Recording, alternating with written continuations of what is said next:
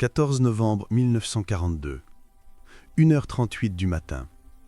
Au large de Guadalcanal, la mer Noire semble respirer lourdement, gonflée par la tension invisible qui pèse sur chaque vague. L'air est saturé d'humidité, chargé de cette odeur métallique que la guerre laisse flotter au-dessus du Pacifique. Dans l'obscurité totale, seuls les ronflements réguliers des moteurs japonais percent le silence. L'escadre japonaise avance en formation serrée.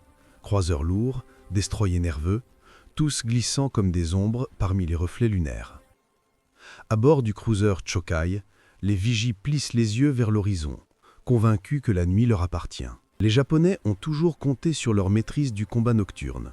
Torpille longue lance, discipline impeccable, vitesse agressive. Mais cette nuit n'a rien d'ordinaire. À 7000 nautiques au sud, invisible, un autre monstre veille. Dans les entrailles du USS Washington et du USS South Dakota, les radars SG tournent inlassablement, dessinant dans l'obscurité des silhouettes que les yeux humains ne pourraient percevoir. Des échos apparaissent, disparaissent, reviennent. Des signatures métalliques japonaises qui progressent droit vers Henderson Field. L'amiral Lee, impassible, se penche sur l'écran vert phosphorescent. Les opérateurs radars murmurent des coordonnées, tandis que des mains expertes ajustent les calculateurs balistiques Mark 8. Les énormes tourelles de 406 mm du Washington pivotent lentement, chaque mouvement grognant comme une bête enchaînée, prête à frapper. Dans la salle de tir, les hommes ressentent une chose, l'inévitable. Sur les ponts japonais, rien n'indique que l'escadre a été détectée. Les capitaines préparent les bombardements, confiants, persuadés que l'obscurité leur offre encore une fois la supériorité. Les signaux lumineux clignotent d'un navire à l'autre. Une certitude domine. Aucun cuirassé américain n'est en position d'intervenir. Pourtant, les montres américaines tournent déjà. Il reste 7 minutes avant que les canons radarisés n'ouvrent le feu. La mer retient son souffle. Les machines grondent. Les silhouettes convergent inexorablement. L'instant où les deux mondes vont se rencontrer approche comme une lame prête à s'abattre. 1h41 du matin. Dans la pénombre rouge du centre de combat du USS Washington, les écrans radars vibrent d'échos désormais nets. Les silhouettes ennemies sont là, nombreuses, compactes, se déployant pour frapper Henderson Field. Les mécaniciens sentent les parois frémir lorsqu'ils poussent les turbines à pleine puissance. Le cuirassé américain glisse dans la nuit comme un colosse silencieux. Bord du USS South Dakota, la tension grimpe d'un cran. Les câbles chauffent, les calculateurs s'activent, les pointeurs ouvrent les obturateurs des télémètres radarisés. Chaque homme sait que ce qui va suivre ne ressemble à aucun engagement précédent. La technologie va décider de la première salve.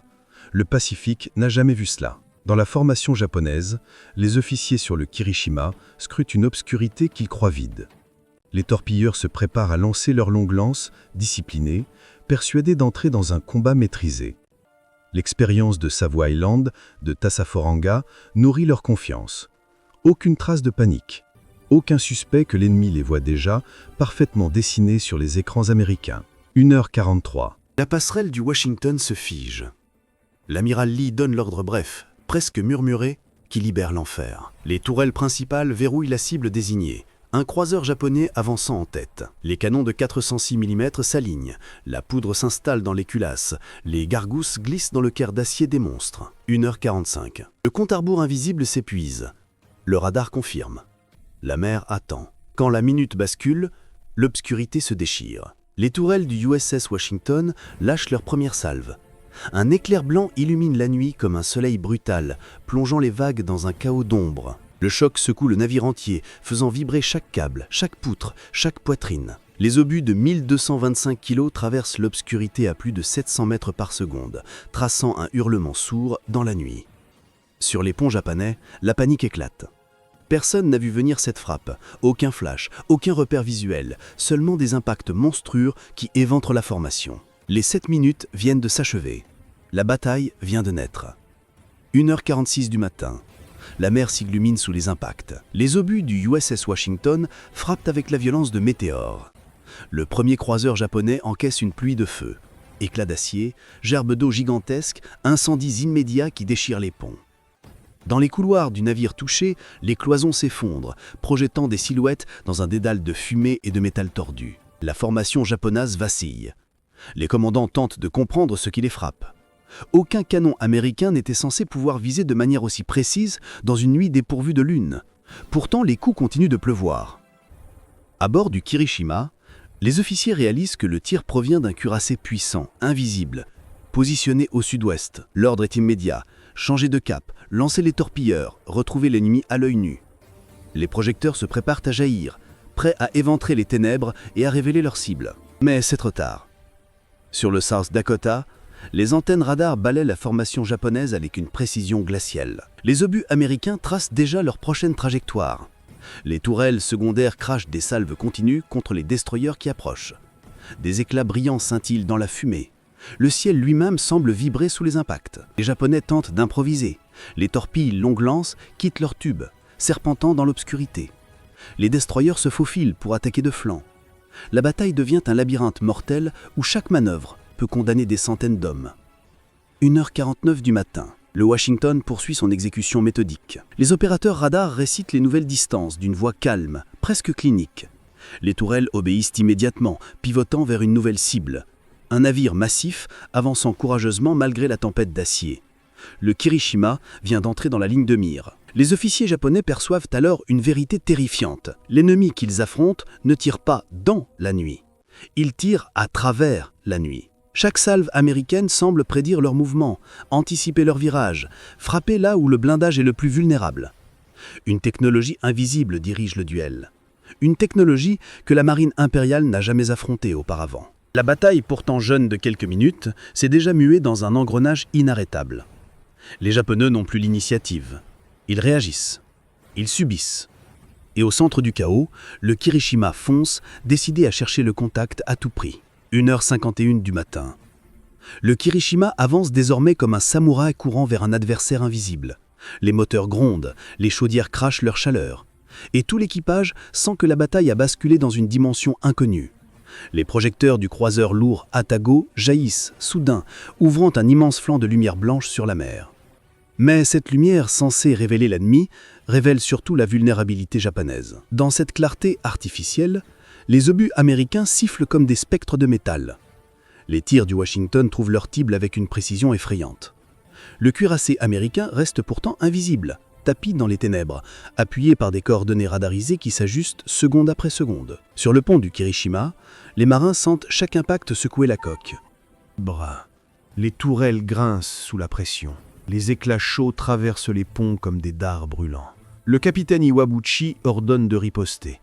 Les canons de 356 mm tonnent, embrasant la nuit dans une lueur orangée. Les tirs se perdent dans l'obscurité. Aucun éclair américain n'indique où frapper. Les salves japonaises cherchent un fantôme. 1h52. Le Washington révèle soudain sa position par une salve colossale. Un éclair gigantesque, presque surnaturel, déchire l'horizon. Le sol du Kirishima tremble sous l'impact direct d'un obus américain qui perce le blindage supérieur et explose à l'intérieur. Les compartiments se remplissent de fumée noire. Les hommes chutent. La chaleur envahit les couloirs. Puis un second obus frappe. Puis un troisième. Chaque impact rapproche le cuirassé japonais d'un destin funèbre. Dans les salles de contrôle du Washington, le calme règne. Les calculateurs balistiques ajustent les distances. Les opérateurs radars décrivent les manœuvres ennemies avec une froideur mathématique. Les artilleurs exécutent. Le cuirassé américain tire comme un marteau divin, battant un rythme régulier qui broie la structure du Kirishima. La mer, elle, se change en théâtre d'acier et de feu. Les destroyers japonais, pris dans cette tempête, lancent leurs torpilles dans un acte désespéré. Les sillages phosphorescents des longues lances parsèment la surface, effleurant les vagues comme des serpents lumineux cherchant à frapper le Washington. Mais le cuirassé américain vire majestueusement, évitant les torpilles avec une précision presque impossible pour un navire de 35 000 tonnes. 1h54. Le Kirishima commence à agiter. Les feux se multiplient. Les ponts sont éventrés. La machine de guerre impériale perd son souffle. Et pourtant, malgré la tempête, malgré l'acier, malgré le feu, le cuirassé japonais continue d'avancer, porté par une volonté farouche et une discipline inébranlable. La confrontation, désormais, n'est plus seulement technologique, elle devient personnelle, brute, presque antique dans son intensité. La nuit de Guadalcanal n'a pas encore livré son verdict. 1h56 du matin. Le Kirishima, bien qu'agonisant, maintient sa trajectoire. Les flammes qui ravagent son pont créent autour de lui une aura rougeoyante, presque surnaturelle. Chaque explosion interne fait vibrer la mer. Chaque gerbe d'étincelles illumine les silhouettes des marins courant d'un poste à l'autre, tentant l'impossible pour sauver leur navire. À bord, la discipline impériale tient encore debout, serrée comme un poing fermé. Les équipes de contrôle des avaries luttent pour isoler les incendies. Les hommes aux tourelles essuient la chaleur, le souffle, les éclats coupants et rechargent malgré tout. Les machines tremblent mais obéissent encore. Le Kirishima refuse de s'effondrer sans combattre. 1h57. Les vigies japonaises distinguent enfin au loin une masse noire, gigantesque, qui se découpe dans les ombres. Le USS Washington. Le géant silencieux. Celui qui frappe sans être vu. La révélation n'apporte pas de relâchement, seulement une certitude. C'est lui ou eux. Le capitaine Iwabuchi ordonne de concentrer toutes les batteries principales sur la silhouette américaine. Les canons japonais rugissent à nouveau, déchirant la nuit d'une lueur fauve. Les obus tombent autour du Washington, soulevant des colonnes d'eau hautes comme des immeubles. Mais aucun tir ne touche. Le cuirassé américain avance avec une assurance glaciale. Invisible une seconde, monstrueux la suivante, tourelle de 406 mm se réaligne une nouvelle fois, guidée par les coordonnées radarisées qui suivent chaque frémissement du Kirishima. Une précision presque chirurgicale, jamais vue dans les eaux du Pacifique. 1h58. La nouvelle salve frappe le Kirishima de plein fouet. Un obus transperce la tourelle numéro 1. L'explosion interne détruit le mécanisme, projetant des tonnes d'acier en fusion sur le pont avant. Une onde de choc traverse toute la coque. Les marins qui tentaient de contenir des incendies sont balayés par la déflagration.